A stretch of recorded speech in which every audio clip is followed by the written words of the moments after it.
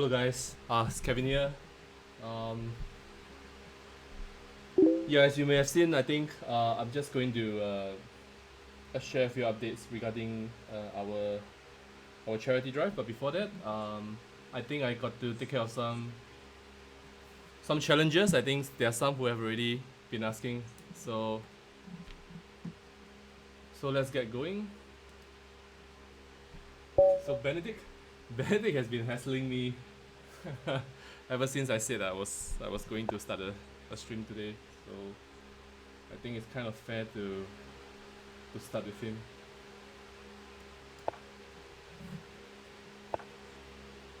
So earlier in the day, in the morning, I got online and I played some games to try to bring my rating up.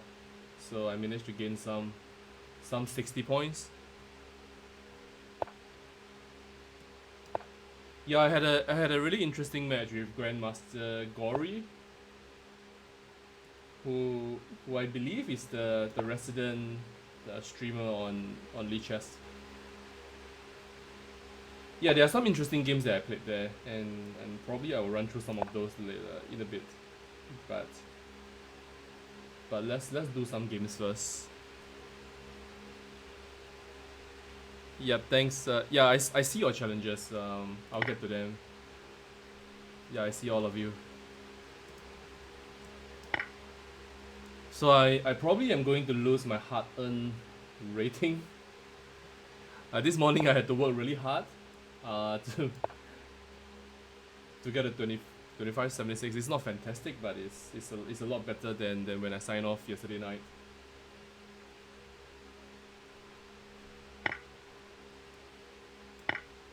Yeah, so later on I'm going to just share a few news. There's going to be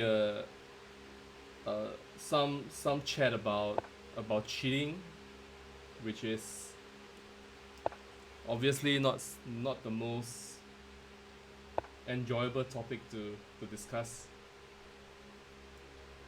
I can go check, and queen takes b2. I think it just wins material, yeah? Queen b2, and then if the knight goes somewhere, I take on a1. Yeah, so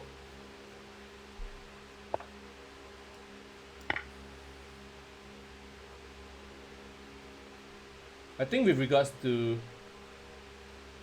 the topic of cheating, I think I have said a few times that I can play queen takes c3, ef, queen c4, queen g4, g6, queen g5. I might be able to survive the attack, but yeah, takes queen g4, g6, queen g5. I can even go queen c3 to keep an eye on the f6 pawn. I think I should be winning here. Yeah, so unfortunately we did catch some cheaters for the Simul, and obviously it's never a pleasant thing to determine or to, and then in the end we have to erase their results, and we need to think about whether we want to report them to any of the associations. But we have consistently made a very strong stance against cheating. Yeah, this was kind of unfortunate. I think here definitely the best chance was to go after g6 to go queen g5.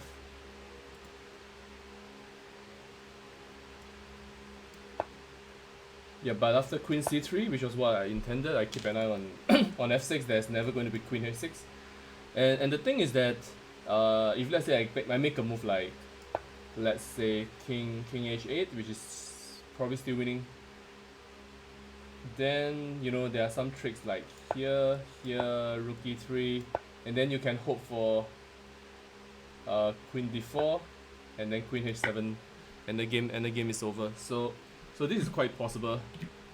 So it was important to start with I think queen g5, and then you have to go queen c3 right away to be absolutely safe. And then I think in the earlier moves Castling shot is kind of easy for black to play against. You tend to go bishop e3 with the idea to go queen e2, maybe long castle. The bishop comes to b3 and then you go g4, g5, and this is the sort of, I think they call this the Velimirovic attack, originated from Serbia obviously. Yeah, this is a really dangerous system for white to play. I think this would have been a better plan. Castling shot is kind of making it easy for me. So let's go to the next one.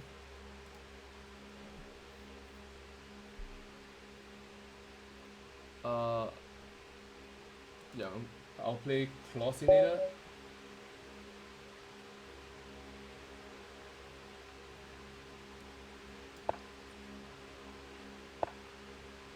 Clausinator, are you very? I think we played during the Simul, yeah.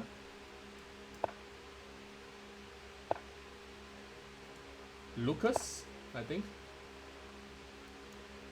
or is it Klaus? Klaus. I don't know. Never mind.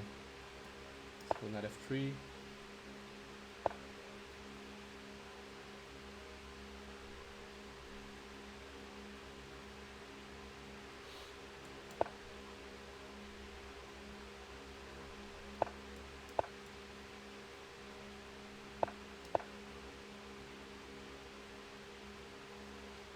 I think my opponent in during the Simul had a promising position against me,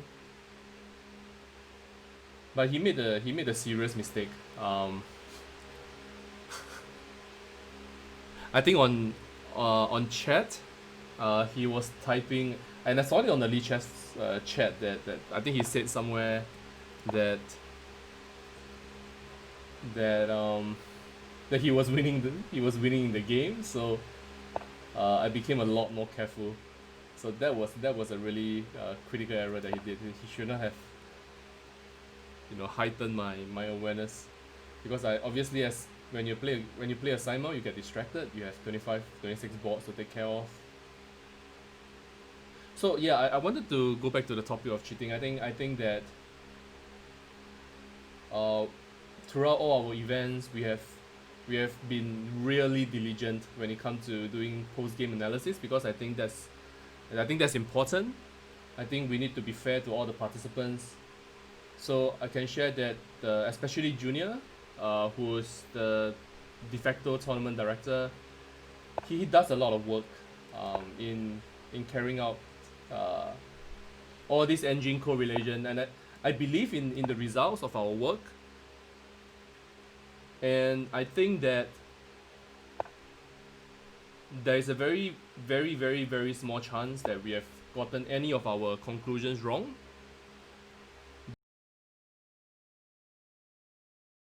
To ignore the results of our investigations, and as such, we have done some action in terms of bishop h4 is kind of unfortunate, giving away a piece.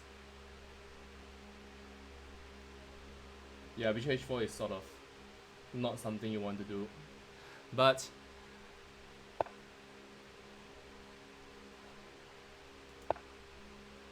at the same time, I don't think anybody is in the business of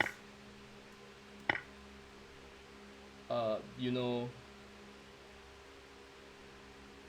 we are not in the business of naming and shaming. We are not going to put up any names publicly.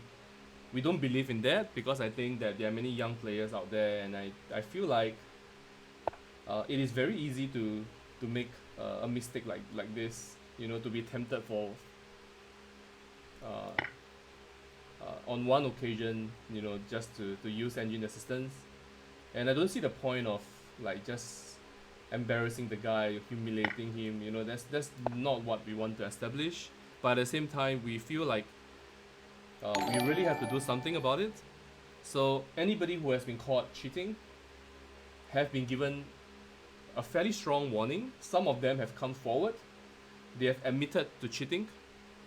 When I said that we'll report the games and analysis to FIDE. And I'm not making an empty threat here. We are not. For anybody who knows me well, I've always been the kind who, if I say I'm going to do something, I'm probably going to do it. there's a much higher chance of me doing something than not. So I'm grateful that, okay, I wouldn't use the word grateful, but I think that I am quite satisfied that there are some players who have come forward. They have admitted that to the use of engines. They promised not to do so again, and generally we have let that go. So as long as you have admitted, we are not going to press the matter further. But if you don't, it just means that we have differing views, and when that happens, I will absolutely stand behind my team because I have seen the entire process and I believe in the way we have done things. So, and for those cases, we have no problems reporting to FIDE. We have no problems reporting to the school if you are still schooling. Because I think I think that it's kind of important that when somebody makes a mistake, there has to be some kind of repercussion, and everybody is accountable for whatever they do. So this is the first thing that I wanted to say.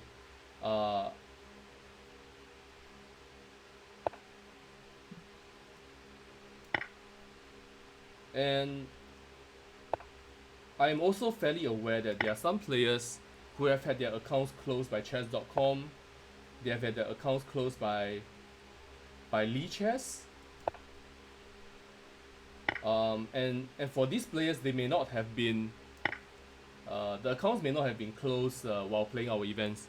And for such players, I have, as far as I know, I have gotten in touch with them. I've tried to explain to these guys that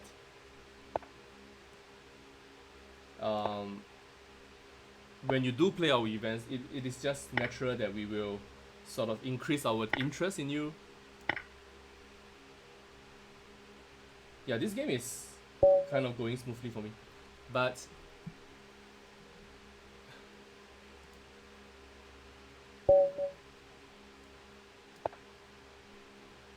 I think that there are some occasions where I have also reached out to the parents of some of these players, and I think that we have had very long conversations with some of these parents, and on some occasions we did not reach a satisfactory conclusion, but once again, there may be differing views, but I stand behind 100% the investigations and the findings of my team. So I think this is something that I wanted to say. There are some players who we know have had their accounts closed. We have spoken to some of these players, and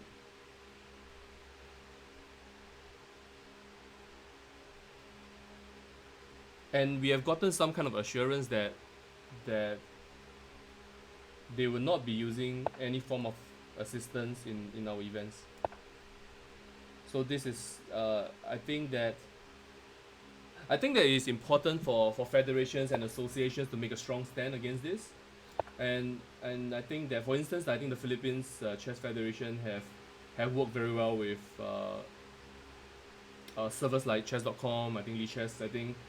I think some of the I think the Philippines, the National Chess Federation of the Philippines, or I think they call I think it's called the NCFP, have done quite well in this respect.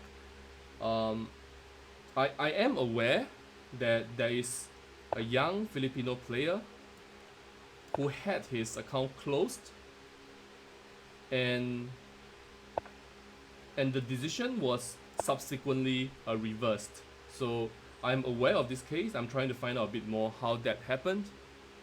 But I would say that generally 99% of the cases, or the majority of the cases that were detected by chess.com are fairly legitimate. So okay, I can go a5 and followed by bishop takes f5, I think. So this looks good, right? I wanted to go bishop f5, knight c4, knight b5, but there's knight e3. knight d3, bishop d7, queen d7. That's not what I want. So let's go a5. So I am in constant communication with servers like Chesscom, like the Lee Chess folks. I've spoken to somebody from Chesscom in a video call recently. We had a conversation over how Chesscom detects cheating. So I would say that I'm fairly confident in the methods that they use. Okay, so this position is pretty much I think it's just winning for me.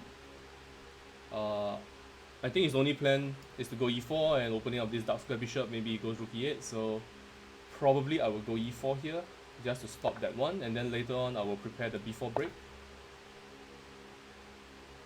Maybe king d2, rook h b1, and then b4. I have an extra pawn, and this should be sufficient. So he wants to establish a blockade on b4, but it's not going to work. Because of the fact that I can go knight a2 at any time. So that's...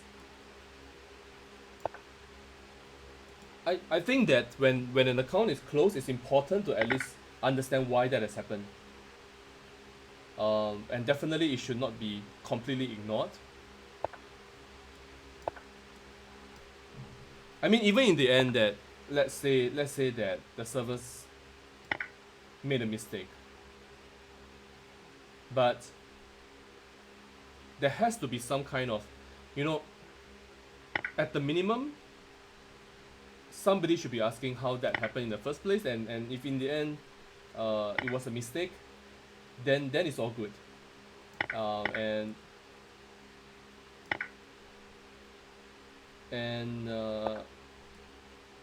That's just good news for the player in question. But to completely ignore the whole thing is, I feel like it's just I think that would be irresponsible, and I think that's to a large extent unacceptable. So this is my take on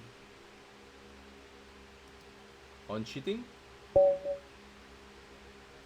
So far I've been rambling on a little bit. So but I've played two relatively decent games. Let's go d4, and this time I'll remember to play some decent line, because I think he Adhash kind of reminded me when I played the London yesterday that I promised never to play the London again. Against Singaporean, especially because I was going on about how the London is not a great system for young players. It is a good opening, but not the best system to learn as a young kid. So here we go. So this is a Tarrasch setup, and now he has transposed into a Catalan. I think... What was my preparation here?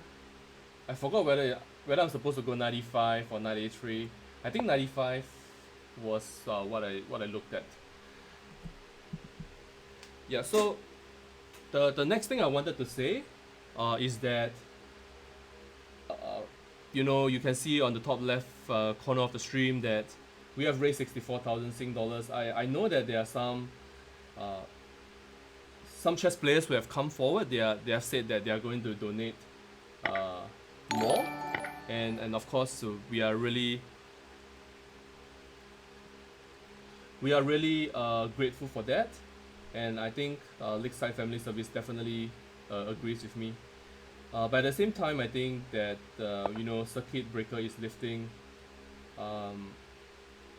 Some of us might actually have to go back to work in the office, and as such, we have decided to close the charity drive in a week's time, or slightly less than a week's time. So on the 31st of May, we are going to close the charity drive, or at least I will not be receiving, or I will not be accepting any more donations and wiring the monies to Lakeside. But of course, everybody is still very welcome to donate directly to Lakeside Family Service. It's just that please do not go through the primary means of sending the money to me. So I'm really grateful to all those who have message me, texted me your bank account details, telling me that you have sent me the money through PayNow or PayLah and all that sort of thing. But on Sunday, this coming Sunday, well, we will close this method. So yeah, just a short digression. I'm going e4 96. This looks quite nice for me. So I think Abhash just got confused with my move order. This is neither a Tyrush or a normal Catalan, and I think he's just in trouble now. But yeah, so that's the first thing I wanted to say. I think e4 should be winning, right? Yeah, what's this?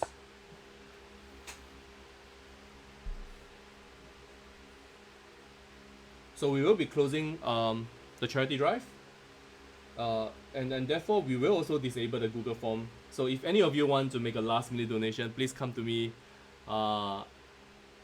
PayNow, sending me funds through PayNow is really easy. I think most of you have sort of figured that out.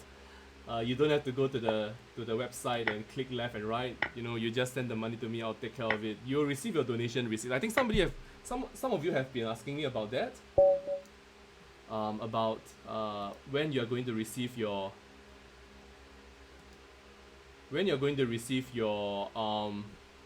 tax deductible receipts. So these are not issued by me. I have no ability to issue the sorry Crossinator, we have to disable the game because we played earlier. So I think I accepted your challenge by mistake. I need to give others a chance. Sorry about that. So I think the next guy, Kames, have I played? No, I think I have not played Kames, right? Yeah, so Lakeside Family Service will get in touch with you, either through email or if they have not already, they would have submitted the donation directly on IRAS. Normally what they do is they will do that and then they will send you an email with the tax deduction receipt. So okay, thanks for letting me know. So maybe we can abort this. Okay, I see, my good friend. The guy who have been bullying non-stop for the last 1.5 months, along with many others. So Anemic Throw is Carlton Lim, and I've been hassling him, and as well as Madam Lim Bixia on doing all these nice posters and PowerPoint slideshows and whatnot. So Carlton has been very helpful in that sense.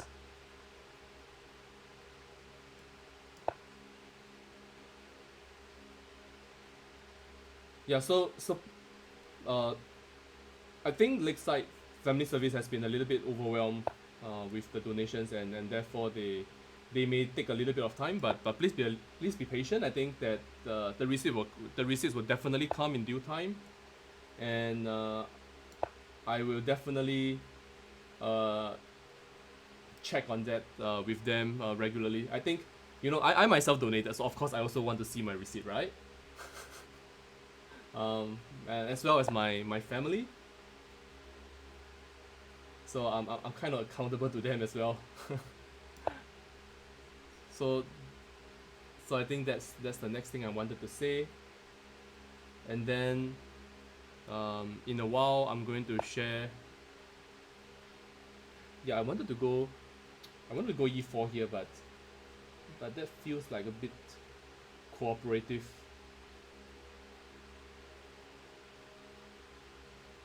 Yeah, it seems cooperative to me. Because obviously I think white has more space, and you don't really want to exchange pieces in those cases.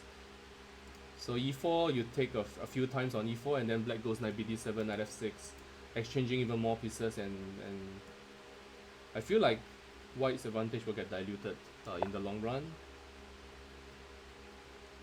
So let's keep that option open. Pros, Moros. Bullet, yeah, sure, maybe later in a bit, but I want to flash up a poster in a bit, just to announce the match that's coming up on Sunday.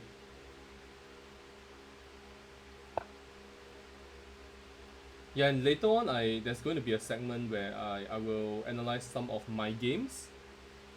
So I will not analyze the games played by the other GMs.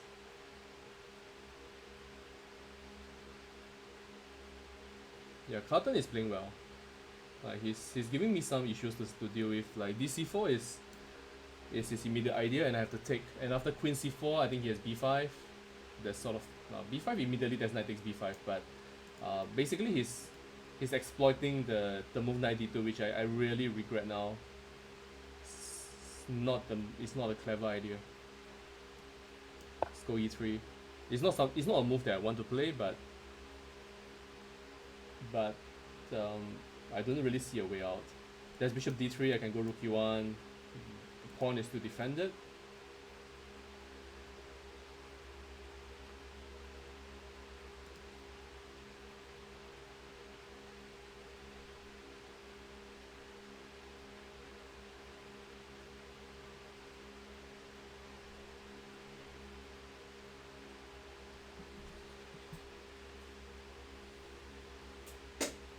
So Carlton is also the grandson of Professor Lim Kok An, if you don't already know that. And he has sort of, in his own way, sort of taking on the mantle of organizing chess for the masses, with his initiative to hold tournaments in pubs and clubs.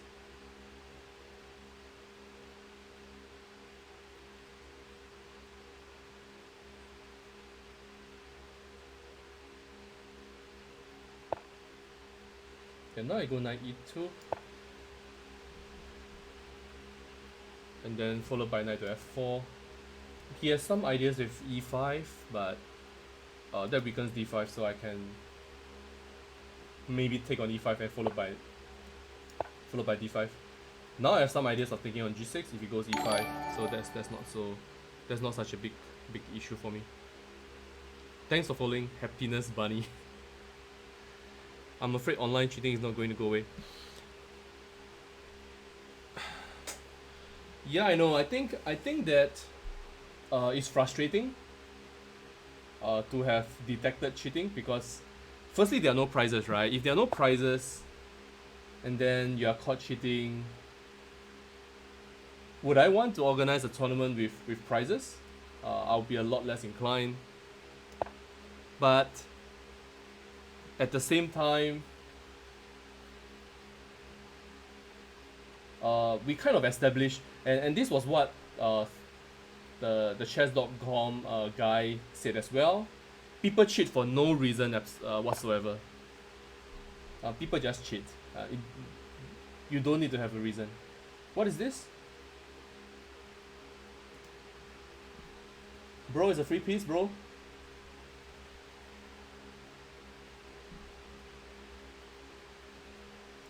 Okay. Take back, decline. And he resigns.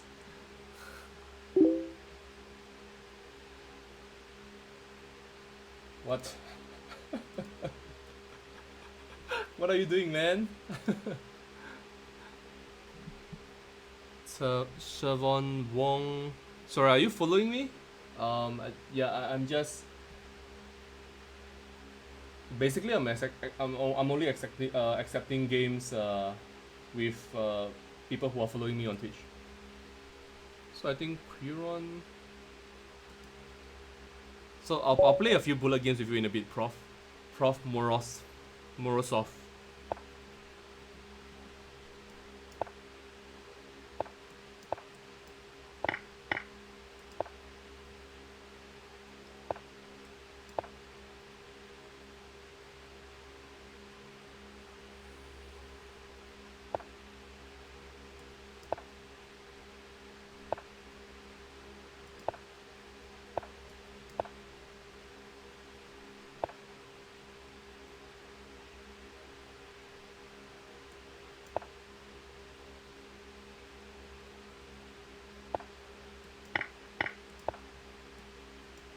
Yeah, kind of boring, this position. You take everything on d5 and then pieces are exchanged off. But this is the way to equalize as far as I know. Crazy house. Sorry, what's crazy house?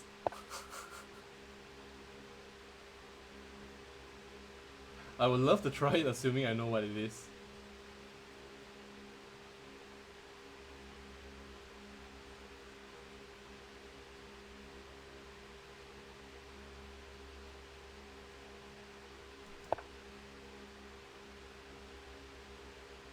I'm not sure if this is good.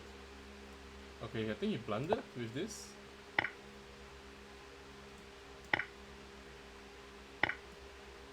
Okay, I just win the whole rook, I think, because now d4 is hanging as well.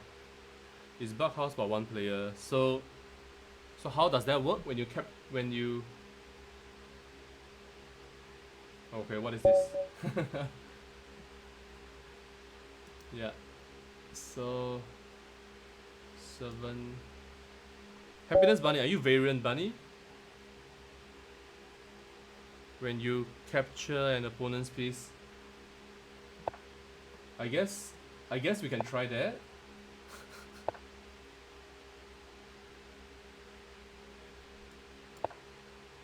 Yeah, so far the in terms of the games, I think the quality wise it's not as bad as it was yesterday.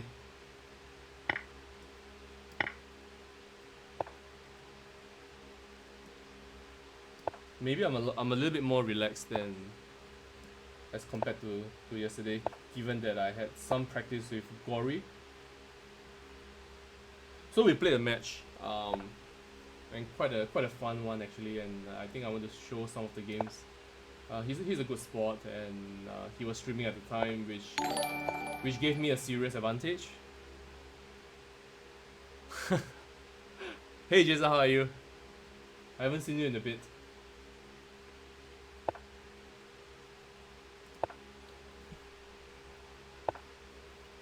So, in a few moments, I want to announce the match,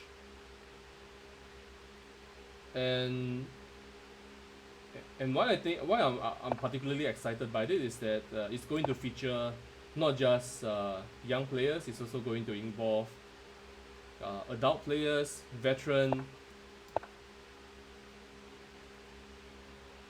and I think without question, the team lineup is the strongest Singapore team in our history, as far as I know. So I'm really looking forward to the match, and I want to share. Wait, what am I doing? I blunder e5.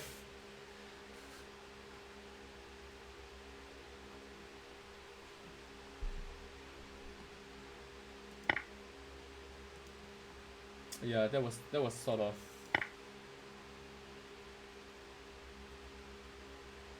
Giving e5 was unnecessary. That's for sure.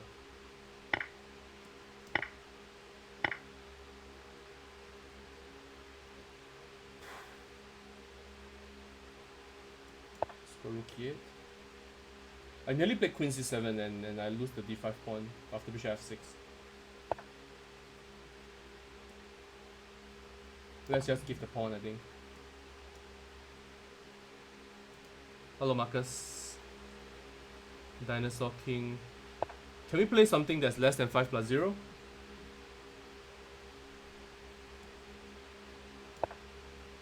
Maybe 3 plus 0, is that okay? Or 3 plus 2 if you want. 5 plus 0 is a bit longish, and people might be kept waiting, and there's a fairly decent queue right now. Can I go bishop h2 followed by knight e4?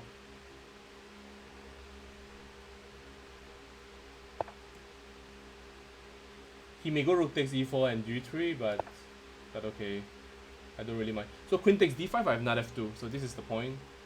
And there's no good square for the queen, I think. Queen to e3 keeps the bishop and defends f2, but I have knight g3. So I think white is more or less forced to go rook takes e4. Rook e4, d4, g3, and then I'll take on g3 twice. Queen comes to g3, and I think the position is winning for me. Yep. So g3 has to be played now. if he wants to have a chance, because yeah, or else I'll just be a clean exchange up.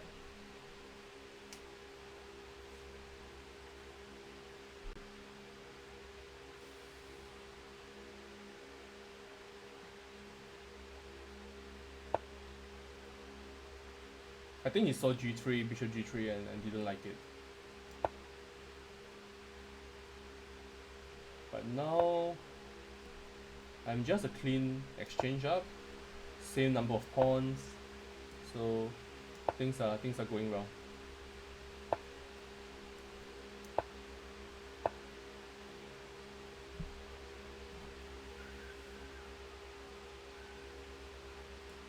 This one.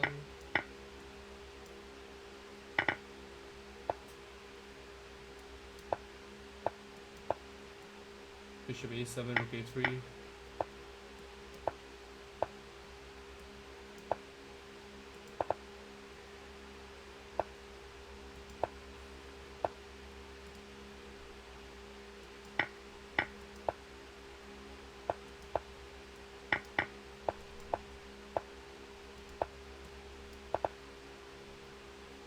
Should have gone G5, but never mind.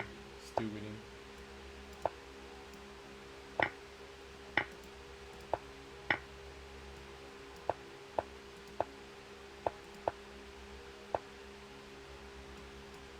Is there a mate in 2 here? Let's look for a mate in 2.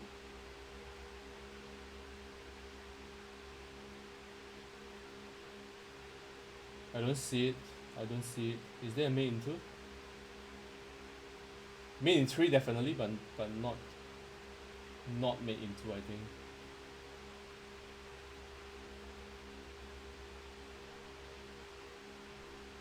Okay, never mind. Let's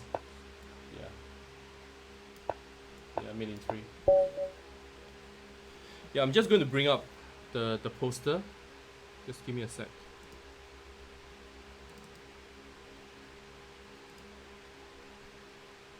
Oops. What did I just do?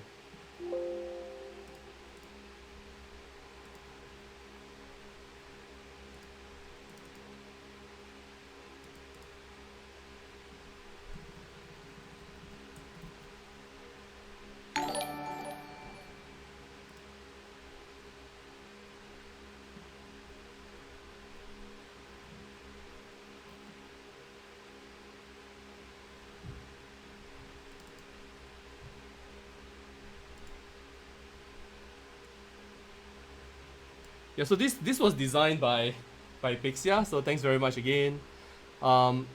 So on next Sunday, on 31st of May, we are going to play a match against a USA selected team, mainly from New York, and this is organized between us and the Marshall Chess Club. I think one of the oldest chess clubs in the world. And the whole thing is organized for charity. I think it's also to raise awareness of the coronavirus pandemic. I think New York is one of the worst hit cities in the world in terms of the pandemic. I heard that things are improving over there, so that's good. But I'm very glad that with the support of the Marshall Chess Club and Chess 24, we are going to be doing a match, and the match will be played on the Chess 24 server. So there are going to be veteran players, adult players, women players, and we have assembled a pretty decent team, I think. I will be playing. Grandmaster Andre Cavon will be playing. Grandmaster Wu Xiaopin. I am Su Liang. I'm Jason Goh. Of course, our national champion Ting Jingyao. And as well as what was once our top female player, International Master Li Ruofan, will also be playing. And on the US side, I think they have put together a really intimidating team. They have a 26-40, I think, player playing on the board 1 for the men's team. It is going to be a star-studded team lineup from the US. I know that Irina Krush, who represented the US in the Online Nations Cup and she did really well, I think. She held her own against the Chinese players. I think she made a few draws with Ho Yifan and Zhu Wenjun. So she's playing top board for the women's player, and I also know that she herself has caught the virus and she has recovered. So she's a coronavirus survivor, which made this entire effort, I think, a lot more meaningful. So this is going to happen next Sunday. We will be announcing the team lineup very soon. I think we are still finalizing some details, but this is going to happen next Sunday, 31st of May, Singapore time, 10:15 p.m. US time, 10:15 a.m. So this is what I wanted to share, and there will be more updates regarding the team lineup. There will be some profiling done for the players on both sides. So this is the major announcement on top of the fact that we are sort of shutting down the charity next Sunday. This is the big one, and I think that I'm really excited about it, and we have sort of worked really hard behind the scene to make this happen. I know that the Marshall Chess Club folks have gone out to really hard to form the team. Things are really chaotic in New York. I can say that, playing chess is not exactly at the top of everyone's priority, and for them to put together a team at relatively short notice was really great. Okay, so that's it. I will go back to the chess. Okay, Dinosaur King, Wyatt Wong. I'm not sure if you are following me, so I'm not accepting your challenge. So Dinosaur King is Marcus Chen, I think. I don't know why his rating is 1500 though.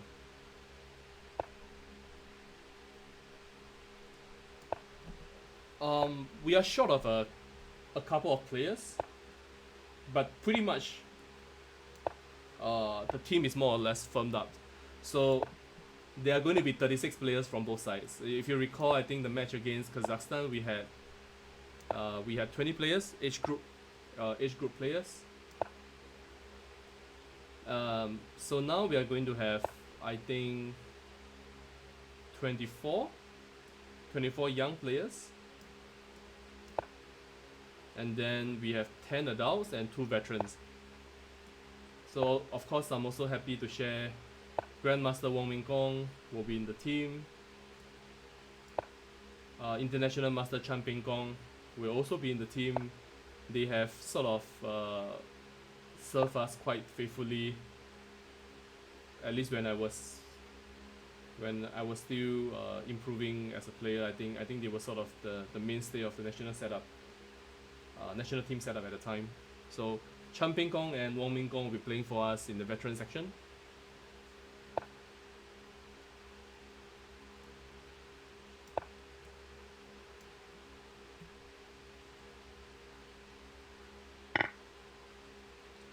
I think I actually had a game with Marcus. That was the game that we played at the Ken Hill Chess Festival, I think. So I think in the game he made a few mistakes. I kind of told him, after the game I told him how to play this setup in a more optimized manner. So I think this position was much better than what he got in that game. But at the same time, I think Black is still doing quite well here. Yeah, I go d5. I mean, I was not sure about the d5 idea because c5 is now weak. Yep, precisely. I just said. And he goes after it. Let's go rook a8. Let's go queen e7.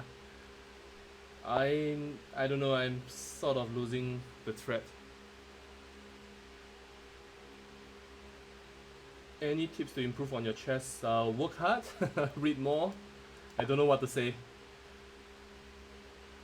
Work hard, study hard, listen to your coach, eat more veggies.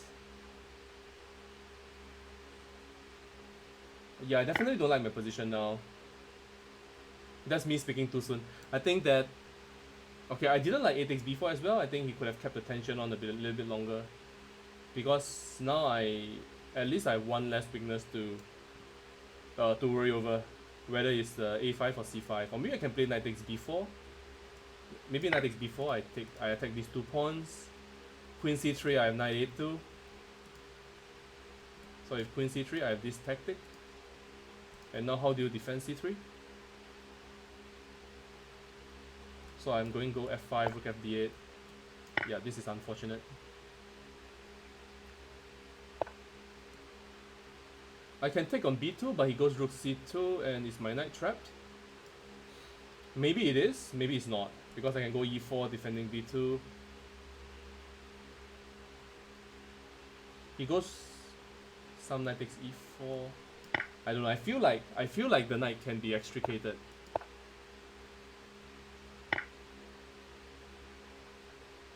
For example, like a4.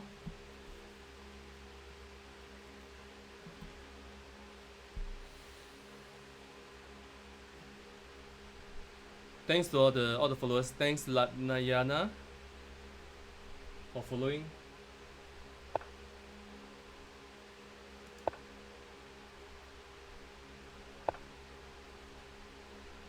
I can go bishop takes b3. How is this move?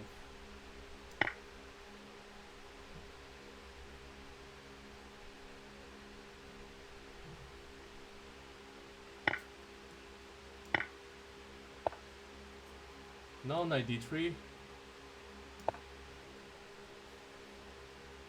I'm going knight e5, knight f3. Yep, like this.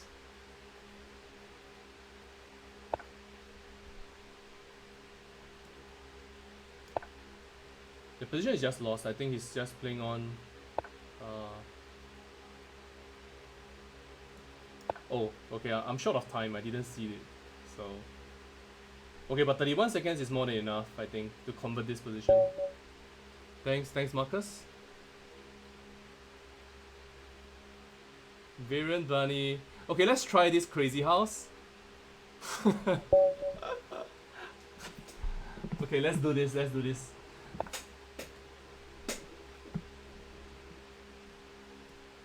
E6. By the way, I'm pretty decent at bug house.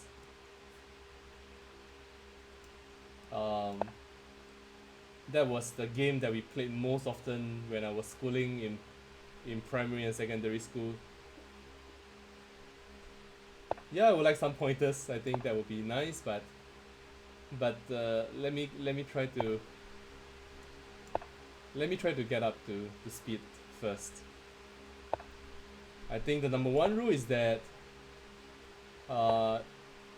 you defend f7 with your life.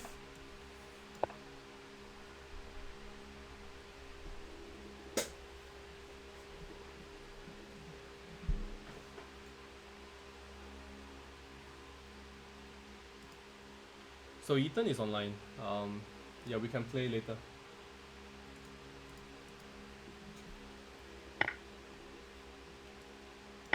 Take with the bishop. So I can put the bishop anywhere I like, I guess. Okay.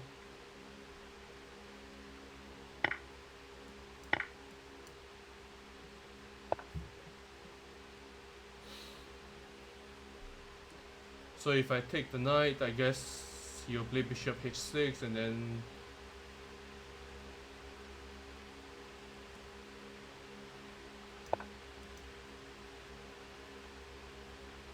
you can go knight g5, like put a knight on g5, I go bishop g6. You can play a bit more risky in terms of king safety, okay. No, knight g5 I just take on h6, I wouldn't be afraid of you. In a normal bug house, when you have a partner, you can just keep on asking for pawns, I think, to keep placing on f6 in this case, but here you're kind of limited in that sense. I'm talking like I'm an expert in this, but I'm not.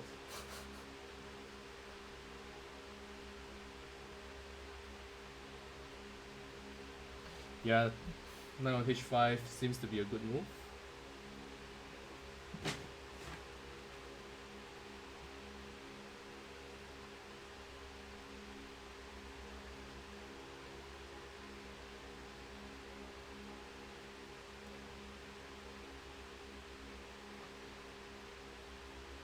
I don't like this move, but I just want to make it. Knight G7, I'll take it. Yeah, I'll just take it. So if I take, I have to take, I think, because after, yeah, I think I have to take this one. Yeah, it looks like I'm just lost, but who cares?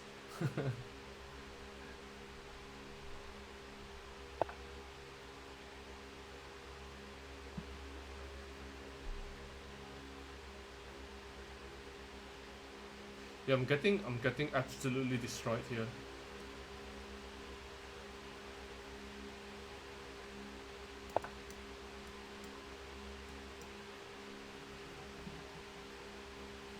Any tips to improve on my chess? Don't play Crazy House, don't play Bug House.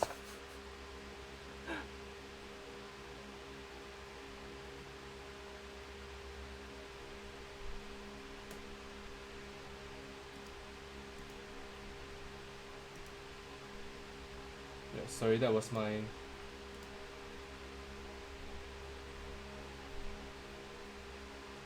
There was some issue with the video, but now it's done.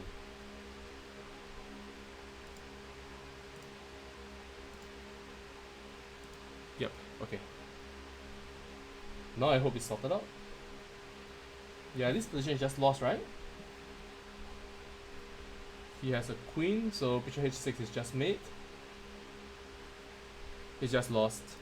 I probably need to play a few games to sort of get used to it. And then, rather than embarrassing myself. GG, come on, this is not a good game at all. It was embarrassing. It was really embarrassing, I think.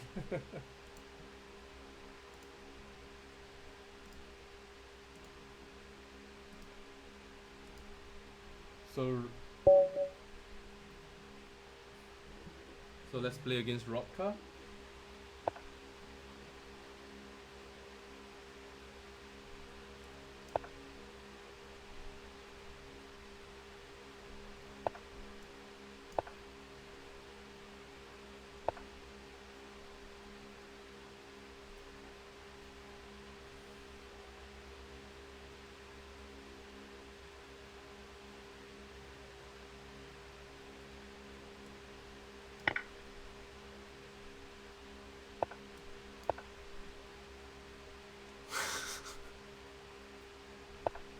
I think in the grand scheme of things, we are all quite bad in chess.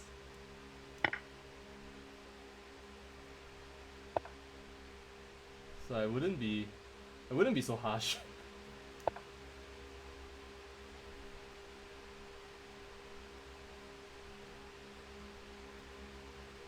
Bishop c4, I can go bishop takes f3, takes, I guess.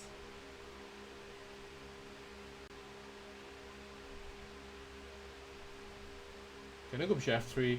I feel like doing that. Bishop f3, bishop d5, bishop d1. Let's just do that.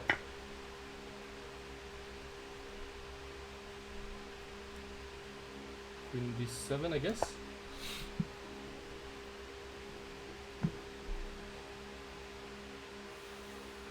Yeah, the b4 line after move 3, this is called the Portsmouth Gambit. It's kind of like my specialty as well.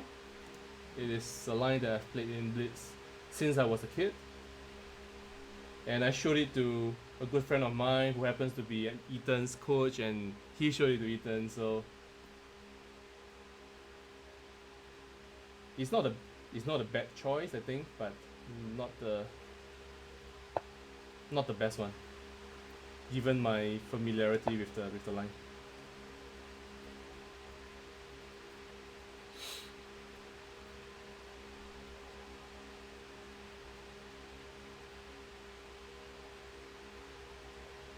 So for those of you who missed the earlier announcement, I think, firstly, yeah, sorry, let me just recalibrate myself. Can I take on? Yeah, this should be just good for me. So we are shutting down the charity. Of course, everybody is still welcome to donate directly to to Lakeside Family Services. But I'm not going to be accepting any more donations directly from 31st of May onwards, or rather from 1st of June. So that's kind of important. So please don't send me any more money after that. But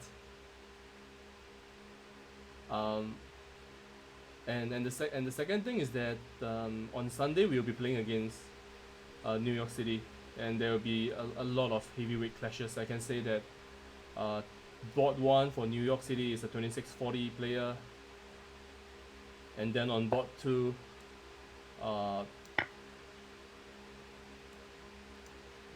I'm playing board 2 for the Singapore team. And yeah, now I think I want to go bishop c5. Yeah, I want to go bishop c5, so to sort of force bishop takes d4, and I can exchange the bishops. Okay, now I go bishop b4 check, I think. It's not so straightforward because of rook b1, I think. There's a rook b1 idea. So maybe just bishop d6. Yeah, so on board 2, I'm playing against Mark Paragua from the Philippines, but he's based mainly in New York now.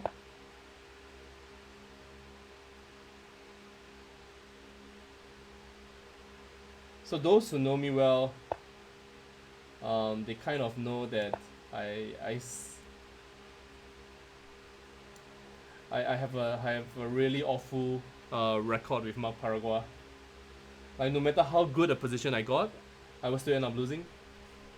So we had like a 6-0 score to him.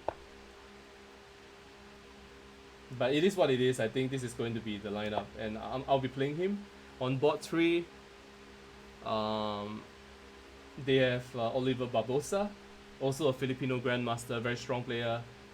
And he's also based in New York now. He has his own academy. I think both him and Mark have their own academies and doing really well in New York at the moment.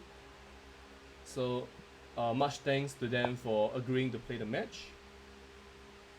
What is this? Rook b5. Kind of just take. c7.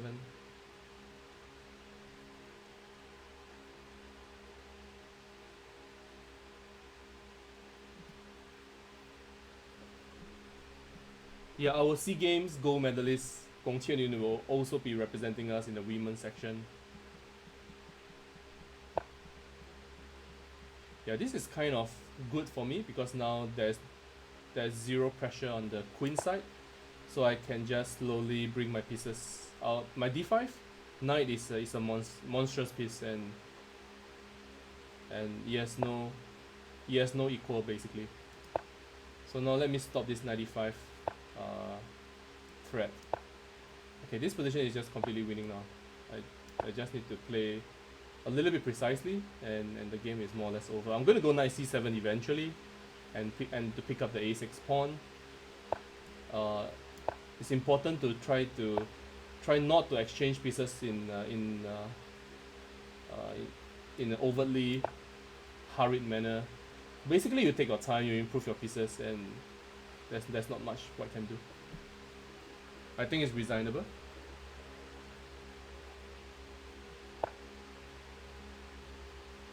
Okay, now I can go f5 actually. Yeah, f5 looks good. I'm forcing knight d6, and then now his bishop is bad. I'll go after d4.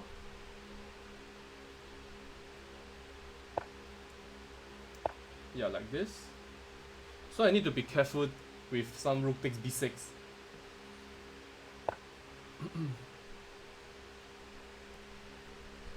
Now rook a4, I'll take a6. Oh, there's knight e3. Okay, that's embarrassing. I saw this trick a few moves earlier, but okay, he still missed it. Okay, I go knight e3 now.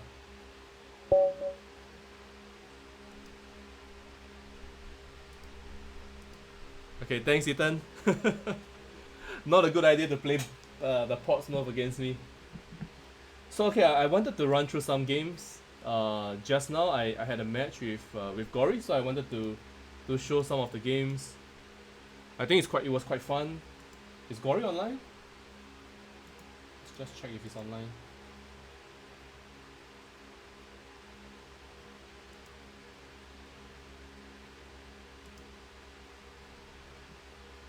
Yeah, Gory is not online, but never mind.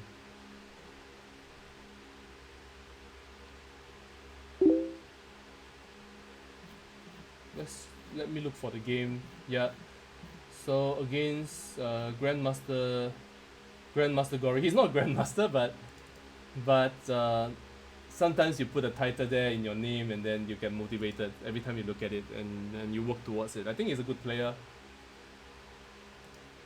I think he was streaming when he was playing me, and that did not work out well, because you do need to sort of pay attention when you play me. Yeah, so this line in the Rosalimo was played, I think, in the match again between Fabiano Caruana and Magnus Carlsen. I think this was the first game.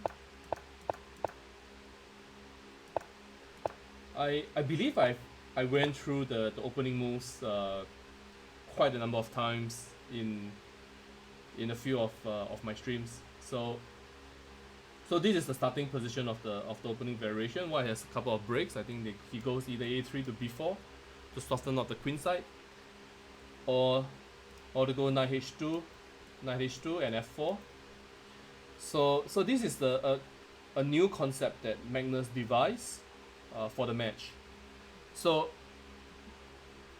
to give a little bit of context, I think that in the olden days but yeah, back in the days, I think black normally goes queen e7, knight h2, knight f8, f4 takes, bishop f4, knight to e6, so keeping an eye on the d4 square, attacking the bishop. White goes bishop g3, and the point of bishop g3 is tactical, so later we will see why. Black goes queen g5, and if there's an exchange of queens, it's just good for black because of his bishop pair, and that will bring a permanent advantage in the ending. So queen e1 is the move. And why queen e1? So instead of queen e1, sometimes they go queen f2 and bishop d4, and the game is over. So queen e1 is a good move. There are some ideas like bishop h4, trapping the queen. The knight comes to g4, you target the f6 square. So here the main move is knight d4, attacking c2, and now white goes queen f2, attacking f7, defending c2, and at the same time there's no longer any bishop d4 to be worried of. And the point of this line continues. So after castles, now the point of bishop, keeping the bishop on this diagonal surfaces. So for example, bishop d6 now attacks f8 and kind of wins the f7 pawn. So black plays bishop takes h3. We are already 17 moves deep into the variation, and it's still theory. So bishop takes h3, and now if white takes the rook, you play rook takes f8, and it's doing fine. Black is doing fine. I mean, for one pawn, black has a pair of dominating bishops. I will go bishop e6. Eventually, I go f5. Then I go somewhere, and then maybe bishop d4 will happen in time to come. There may be some b5, b4 as well. So this position is fine for black, but there's this strong move, bishop f4. This is a really strong move, because now the queen has to relinquish the pin on the g2 pawn, and black loses the bishop. So I go queen takes g2, queen takes g2, bishop takes g2, king takes g2. And now if you look at this position, if you go g5 now, he goes bishop d6 and takes this pawn. So g5 is not a move. So let's say I go knight takes c2, white goes rook a d1. And this position is better for white. I think there's no question about it. We have seen some games, many games that have been played. Black has 3 pawns, but his pieces are relatively or will be relatively decently placed. You'll go rook a d8, maybe rook d7, rook f d8. But white's pieces um, will be will eventually be quite well coordinated. So knight to g4, for example, is a threat. If you go h5, then there are some dark square weaknesses. And I think the recent game, Anton Demchenko against Priyas Moro-Novendra of Indonesia, I think was a good illustration of how this line can end very badly for black. So this is the whole line, and here Magnus improved with b6. So let's look at the difference. White goes knight h2, knight f8, f4, e4, and my opponent played rook takes f4, which was what Fabiano did in the World Championship. So let's go down the same variation. So the difference is that the queen is now on d8 instead of e7, and in return, black had the move b6 played.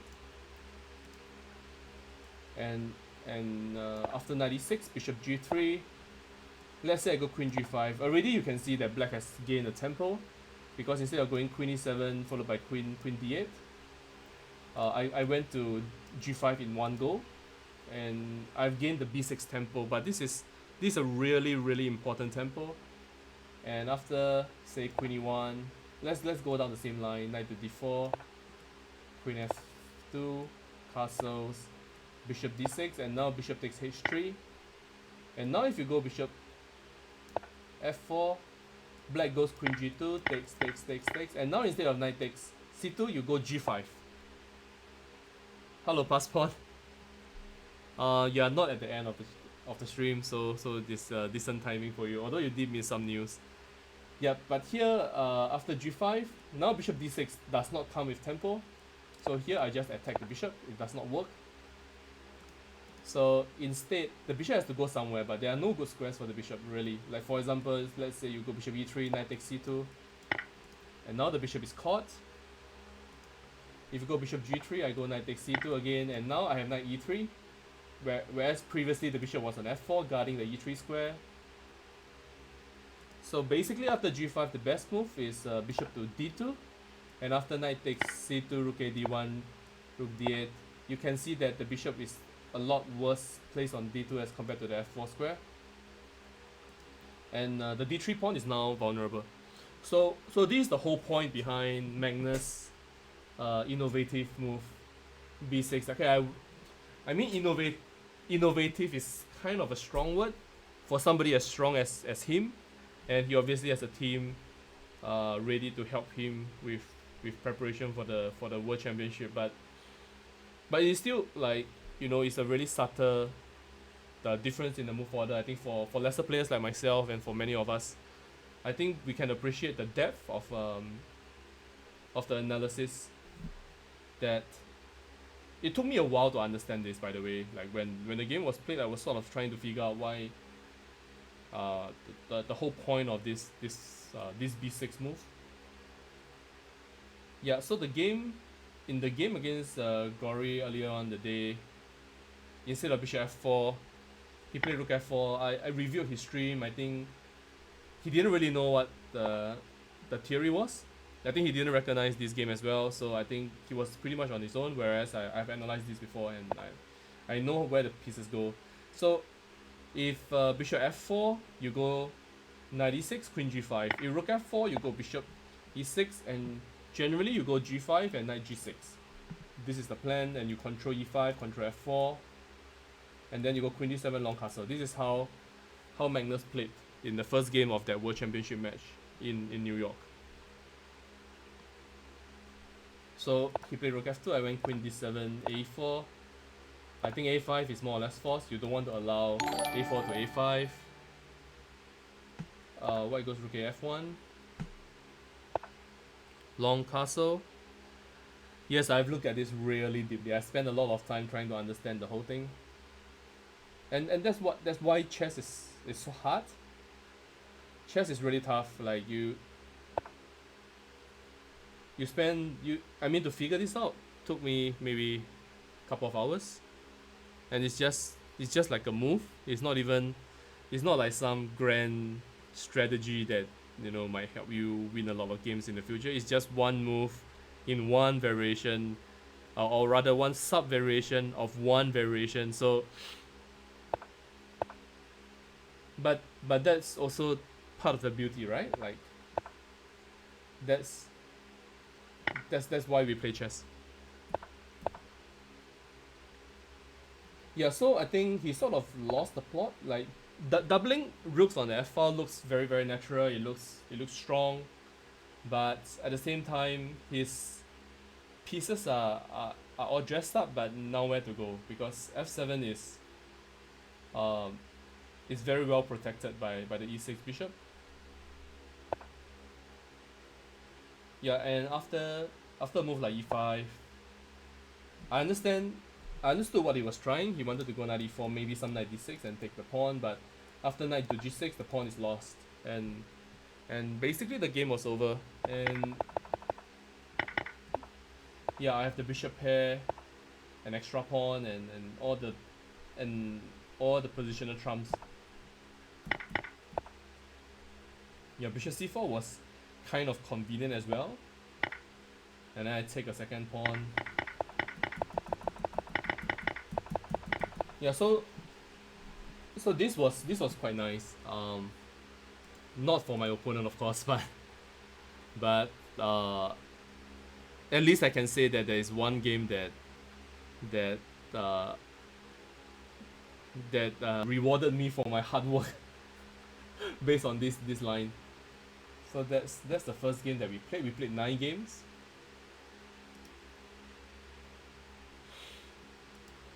And then I wanted to point out the second game, which was kind of a pity, I think. Yeah, this game was like Centipon lost 10 and 11, and for those who are not familiar with the terms, Centipon, the lower the Centipon lost, the more accurate the game was played. So generally, I think my games have a CPL of, say, I don't know, 20 plus. I think anything below 20 is sort of good. So 10 is like awesome.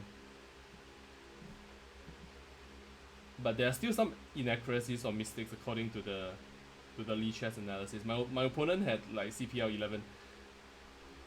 So that's, which means that it's a generally well played game. So this game started with the Caro-Kann.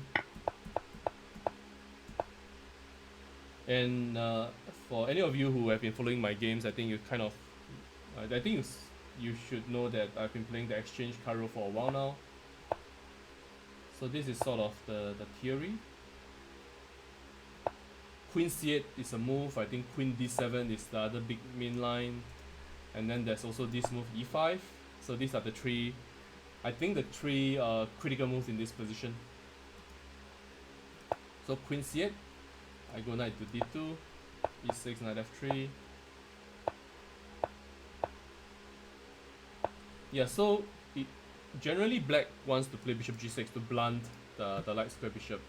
And from a strategy point of view, white normally goes knight to e5, some rook to e3, and to carry out an attack on the king side. And if white does not have any attack, black goes rook b8, b5, a5.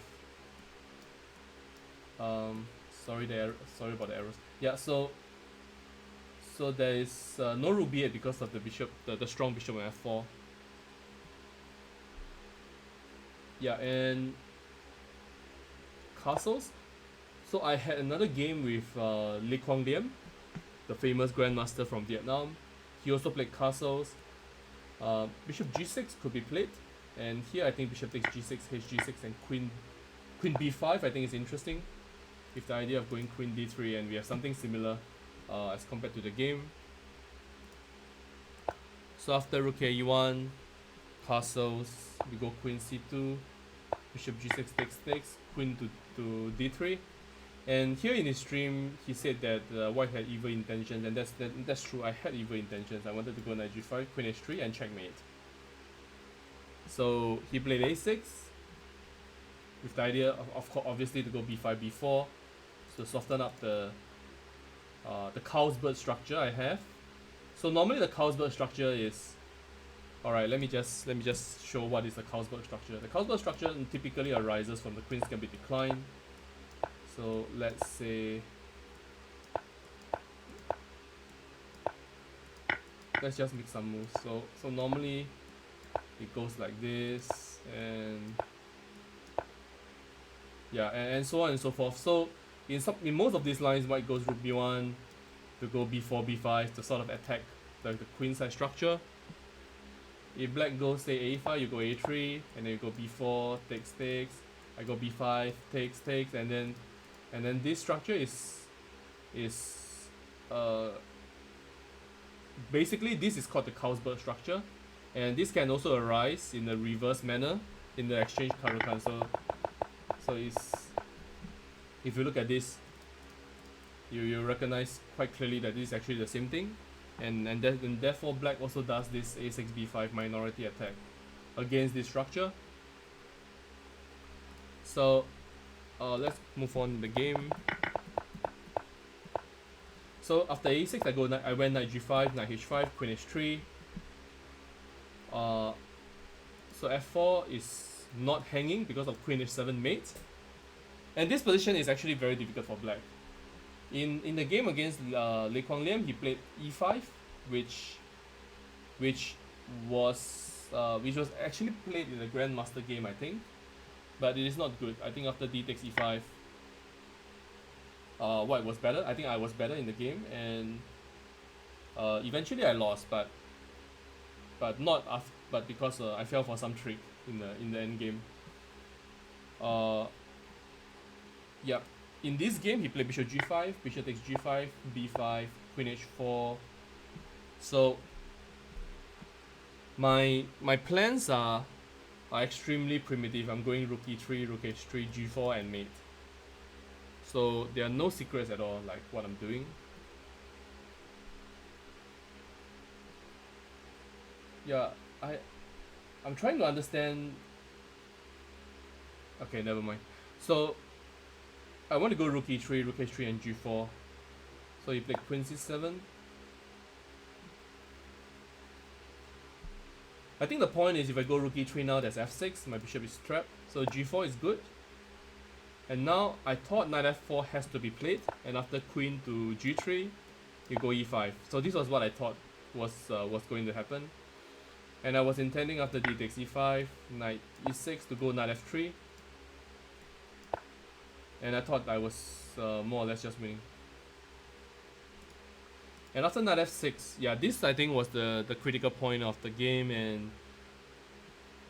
and I spent 2 seconds flat on bishop takes f6, and after gf6, queen takes f6, which was highly regrettable because after a move like queen h6, the game is instantly over. So this, yeah, I'm still quite annoyed at not playing this out, because this would have been a pretty nice game where my strategy worked to perfection. Basically, there's just no defense. The game is just lost, and yeah, this was regrettable. And instead after queen f6, he played queen d8. I'm still a pawn up. White is still probably doing very well, but eventually, I think in time trouble, I messed it up. I allowed counterplay on the queen side.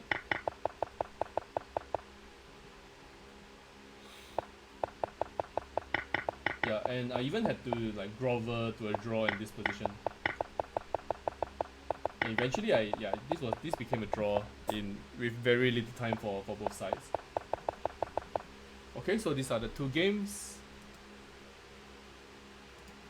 So I wanted to show these two interesting games. I thought were quite instructive. Let's go to the Simul. So there are a couple of games that I wanted to point out, which ended in quite a nice fashion, actually.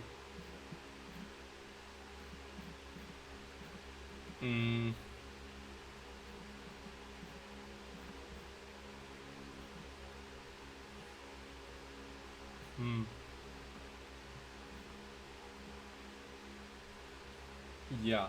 So okay, so here we are. Yeah, okay, I think firstly against Clausinator.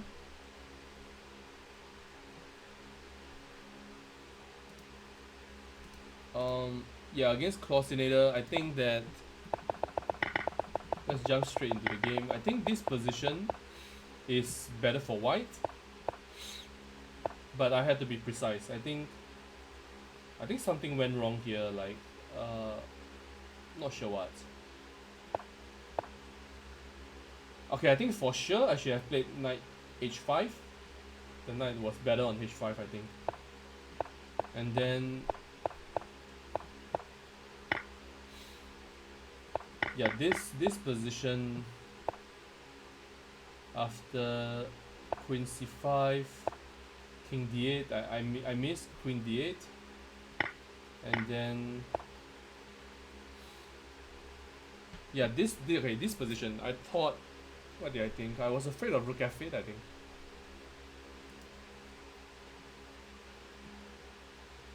Yeah, I was afraid of rook f8, and queen g7 is not great because of queen d6, and there's just nothing. I mean, taking the pawn is not great at all. Like queen e7, and then I'm just exchange down with not much to show for it.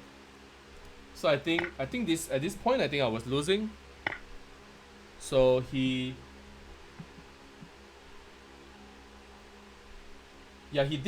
uh, he did make a fairly accurate statement. I think in the Lee Chess chat he was saying that he was winning, and then he was, I think. But after king e7 things became like really bad for him, because after here rook c1. The com is saying rook a g8, but let's check how the game panned out.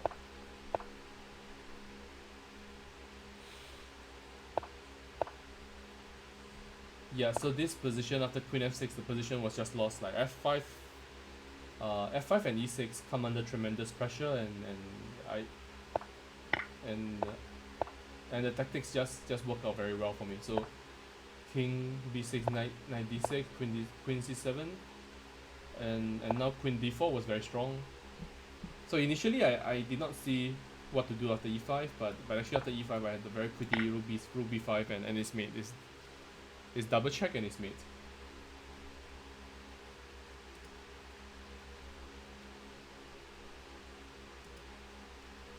So that was one fun game.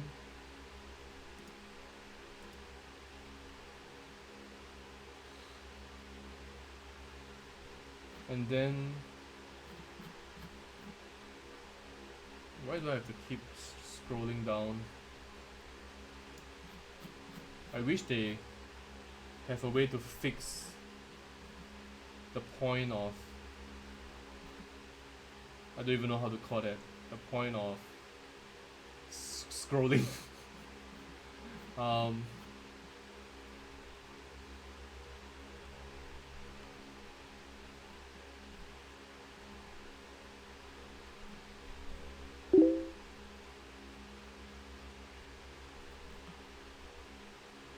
yeah, there were a couple of tough games that I think the one against Trend 26 was analyzed uh, really deeply in the uh, during the commentary. So let's not go into that. I think the one against Charlene Mark as well. I think both games were spoken of in some detail.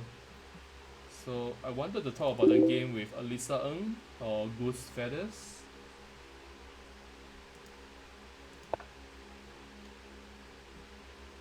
Yeah, so this game, yeah, I felt like, obviously, I mean, I was happy with the position. I had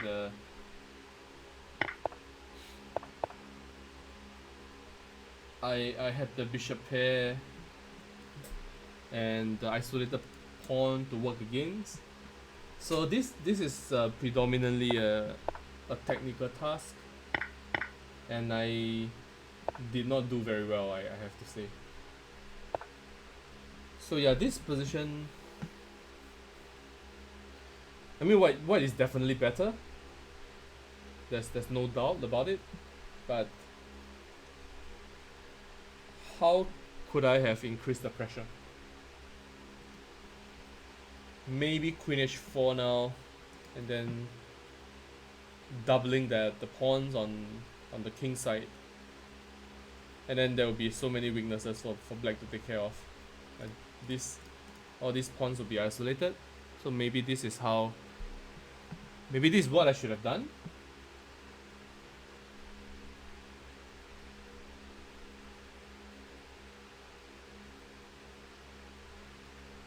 Yeah, after h3, rook fd8,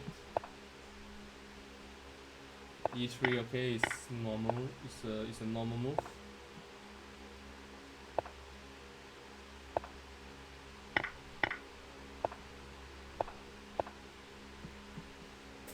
Yeah, this idea of playing f6 did not come across my mind at all.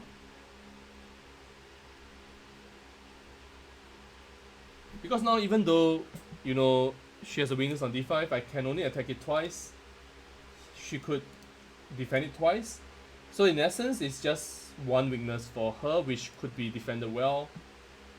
And it is not so clear how I could have increased the pressure more. So this position is probably like a +1 on the stockfish meter, but it's actually not that clear. Like, what is the winning plan? So here I was fumbling around. I went h4 and then bishop e2. I went king g2, king g3. Eventually I swapped these two pieces off, and the position was pretty much drawn. But fortunately I spotted some trick, and then she fell for it in time trouble. So maybe I should look at this position a bit more and understand how I'm supposed to win this game.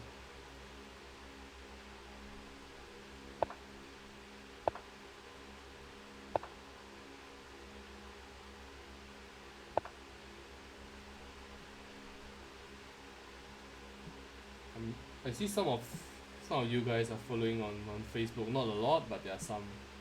So I think Joshua Lim is watching. Thanks. Joshua is one of our most generous donors.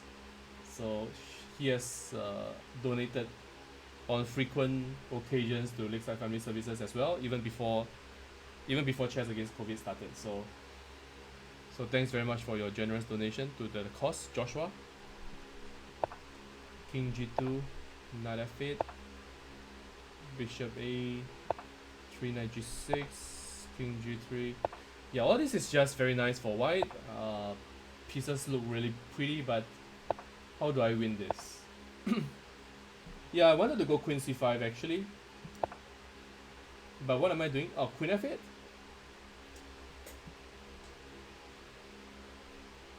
Like, honestly, I didn't see queen f8. I didn't see the idea of going there at all during the event, which was a little bit embarrassing, to be honest.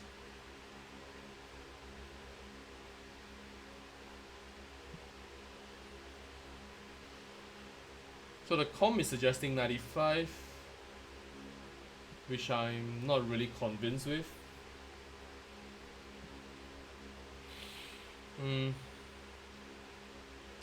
28.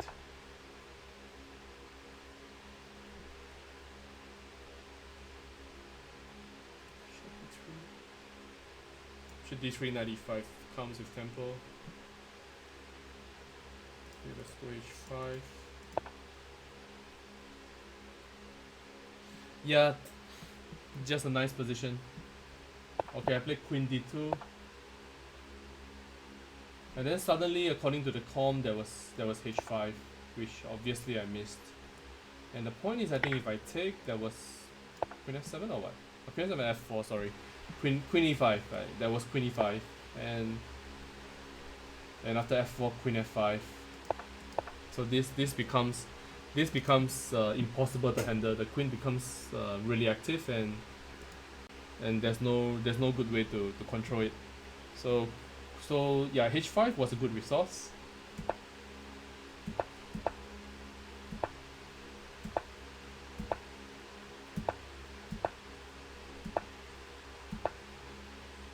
Yeah, bishop d4. I don't know. I mean, I could have done that later. So there was actually no rush to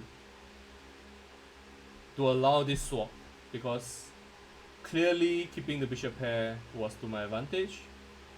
So maybe just h5 was probably good, yeah.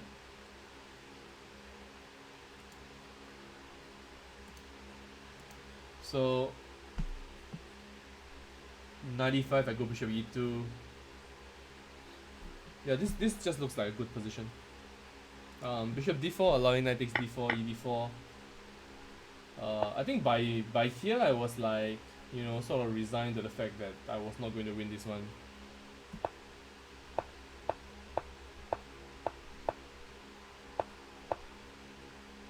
And it was really funny because every time the auto board switched to this position, I was like boring position. Just not happy playing this. Yeah, here I have something, and initially I was a little bit excited after queen e8, bishop e8, king f, bishop f7, here, king f4, and now the very important move, I think king e6 holds quite comfortably. But if it's white to move, I think I win. Sorry, if it's black to move, I win. So this is zugzwang, mutual zugzwang. So for instance, had my king been on f4, I think I think I'll be winning this position. So why? I think after, for example, after this here, let's say you go king e7. Now this is just winning for me because I go king f5, and after king f7 f4, a critical tempo. And now regardless what he does, so let's say king e7, I go king g6, king f8, I can go, I think, let's go f5, f5 king g8. Wow, okay, that's crazy. That would be crazy. And if here, king f7, yeah, I was somehow had during the game I had some hallucination thinking that I was going to shoulder the queen away, but actually the winning plan was quite easy. You just go g5, and this just winning. So takes, and eventually you just win.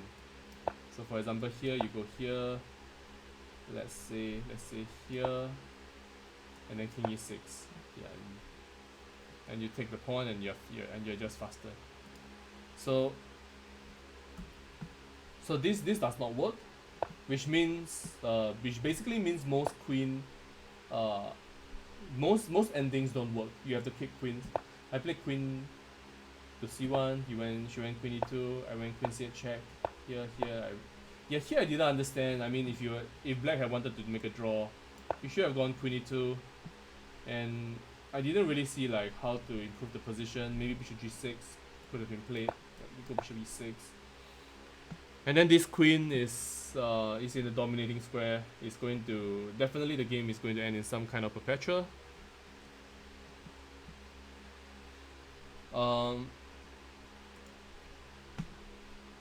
After queen b8, I had some hope.